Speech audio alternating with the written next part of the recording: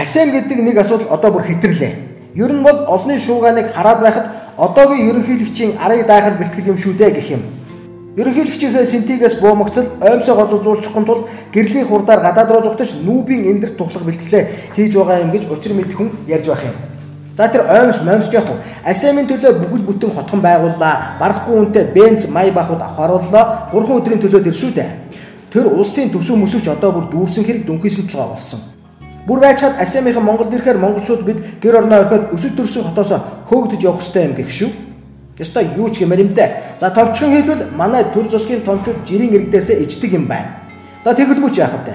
Талхны мөнгөө яй гэж байгаа игэл борчууд бензиний мөнгөндөө таталтах хямдхан машинтай иргэдэн төрийн мөнгөөр баяжсан тэр бомбнуудад муухай ичмэр халтууд болж харагдaltaгүй яав гэж. Асем зориулж 13 гудамжийг тогтчуулахар боллоо л гэв. Монголчуудаа биш гадныхан зориулж тэр шүү дээ. Монгол хүний үн цэн гэж энэ. Ард түмнээсээ ичгтээ насаараа амьдарсан иргэдээ хотоос нь хөөж явуулах болтлоо ичгнүүртэй болсон төр засагтай гэдгээ бид одоо зөвшөөрөхөөс ч яах. Амьд ипл алтан аягнаас усуунаа гэдэг бол худлаа. Зочин ирлээ гарч тоглоод хүүхдээ хөөж гаргадаг айл шиг иргэдээсээ ичиж нэрлэгдэг төр засагтай Монгол улс юм ээ.